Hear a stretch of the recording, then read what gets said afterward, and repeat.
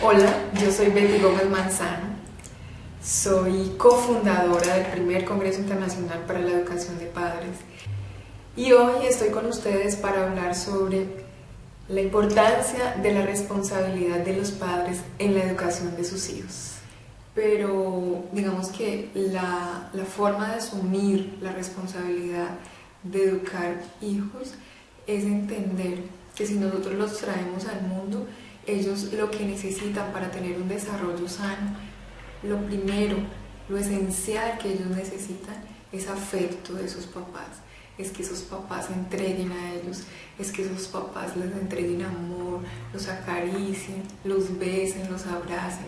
Con cada contacto que nosotros como papás tenemos con nuestros hijos, estamos generando nuevas conexiones en el cerebro de nuestro hijo, conexiones donde ellos se están sintiendo amados, donde ellos se están sintiendo reconocidos por ese otro, porque nosotros, los seres humanos, somos seres sociales y para nuestro sano desarrollo necesitamos de ese reconocimiento del otro.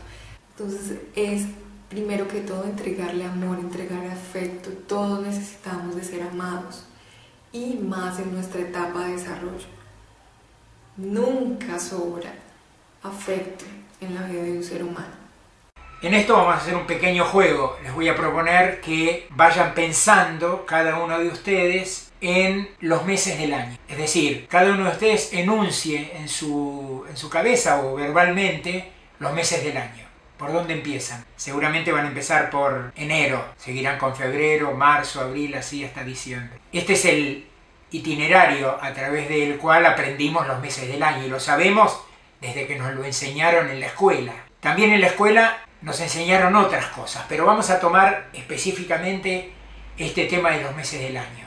Si yo ahora les pido que ustedes enumeren los meses del año, pero por orden alfabético, ya se les produce una complicación. Seguramente dijeron, no es tan fácil. No es tan fácil sencillamente no porque no conozcamos el abecedario. Si yo le pregunto a cualquiera de ustedes el abecedario, me dirán tal como lo aprendieron, desde la A hasta la Z, tal como lo aprendieron. Si yo les pido entonces que repitan los meses del año por orden alfabético, ahora lo estuvieron pensando, dirán agosto, dirán abril, dirán diciembre después, dirán enero. Esta es la manera en cómo aprendimos. Lo que aprendemos, lo que tenemos internalizado, lo que tenemos construido en nuestra subjetividad, se elaboró a partir de estas marcas institucionales que fue donde aprendimos nosotros todo lo que aprendimos. Imagínense que si se nos complica para ordenar alfabéticamente los meses del año, lo que puede llegar a ser si tenemos que repensar o reconfigurar algunas cuestiones desde lo ético o desde lo moral. Aprendizajes que hemos hecho en la escuela de el honor, del respeto, de la solidaridad, tan mezcladas también con cuestiones como el orden, la obediencia, el silencio, como valores que constituían a nuestra personalidad.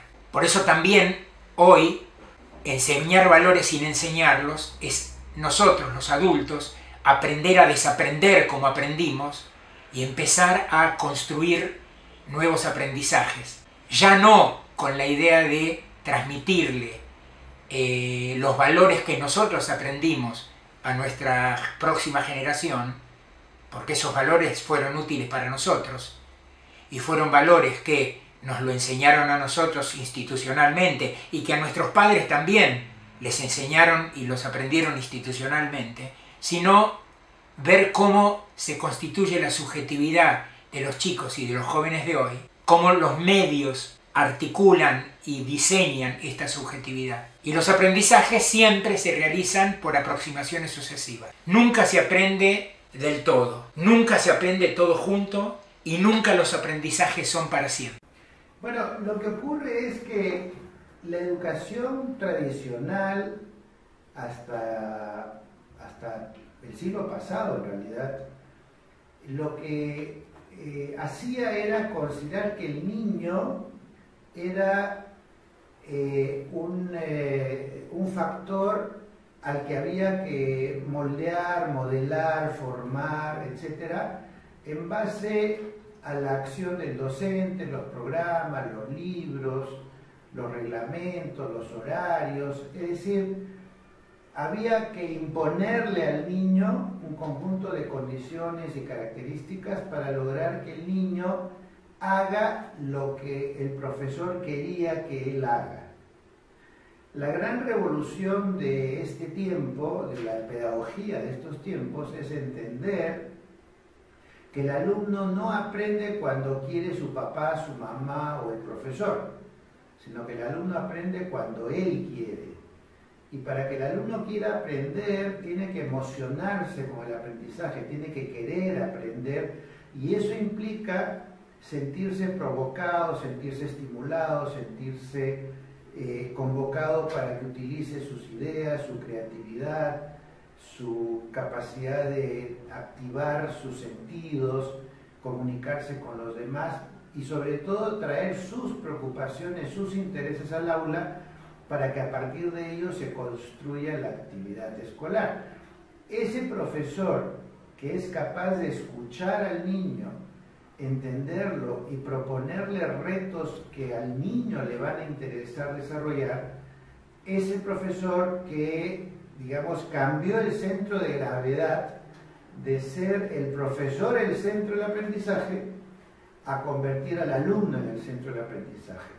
Pero hay un primer principio fundamental que los seres humanos debemos practicar, que es desayunar como reyes, almorzar como príncipes y comer como mendigos.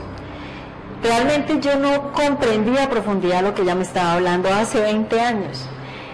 Me lo hablaba con un amor y me decía, lo que más deseo, hija, es que usted lo lleve a la práctica para que lo compruebe, no solamente con su esposo y su niña, sino con usted misma. Porque en ese momento que llegué ante la doctora Judy con mi familia, ante una enfermedad terminal, yo también iba enferma, simplemente que no estaba en una enfermedad terminal, pero después comprendí cuán enferma había ido. Ese primer principio me dijo, es fundamental que ese primer alimento del día, el desayuno, que muchas personas en todo el mundo lo omiten y no lo consideran como el superalimento del día, realmente se dé a conciencia, porque en ese momento es la comida que viene después de un ayuno pequeño, ¿verdad? Porque nos vamos a descansar y el otro día entonces desayunamos, pero se llama desayuno, después de un ayuno pequeño. Ese desayuno tiene que ir muy bien fortalecido de proteínas, de minerales, de todo este compendio que nos entrega la madre naturaleza. De igual manera, el almuerzo debe ser muy bien balanceado, muy bien nutrido, pero algo fundamental que ella me dijo ese día, y ahí sí me conmocioné, me dijo, pero en la noche, esa cena, ese alimento, se dice como mendigo porque debe ser muy, muy liviano y debe ser siempre alimento crudo, es decir, lo que no ha pasado por fuego, porque el cuerpo humano no asimila en la noche el alimento cocido, que es el alimento ácido básico. Entonces yo decía, ¿y entonces yo qué voy a comer en la noche cuando se tiene una conductividad de comer, bueno, acá en Colombia, que arepa, que huevos perico, que aguapanela, porque nos encanta la panela, que el calentado, lo que les he venido hablando? Y ella me dijo, hay una gran variedad.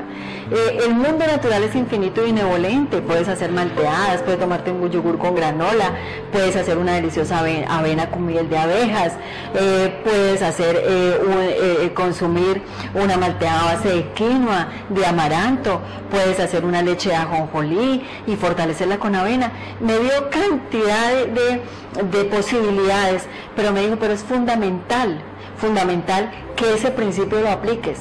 No se puede consumir alimento cocido en la noche, debe ser alimento alcalino, porque en la noche el cuerpo vital, el cuerpo físico entra a descansar, pero nuestro sistema digestivo, nuestro sistema linfático, todo nuestro sistema circulatorio entran a depurarse. Y este es el primer principio de alimentación inteligente que tenemos que tener muy claros. Vamos a desayunar como reyes, a almorzar como príncipes y a cenar como mendigos.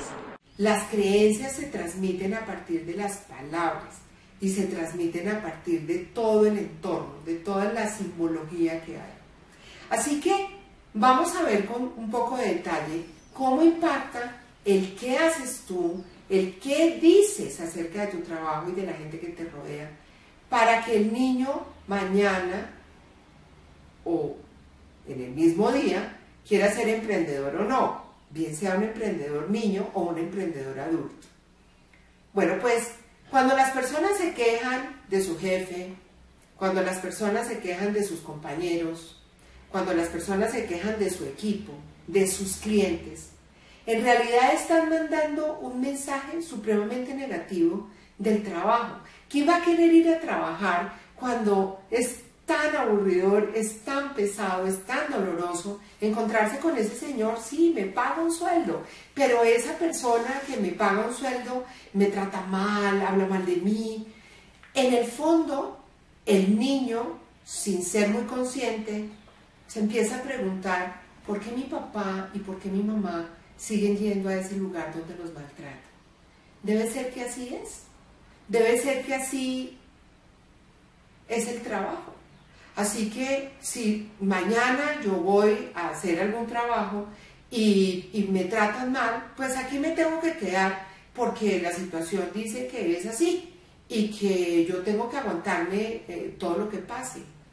Así que a veces uno expresa cosas porque el día fue difícil, pero tenemos que aprender a ponerlo en contexto, tenemos que aprender a hablar de eso de manera asertiva, porque si no estamos haciéndole un daño terrible a nuestros hijos.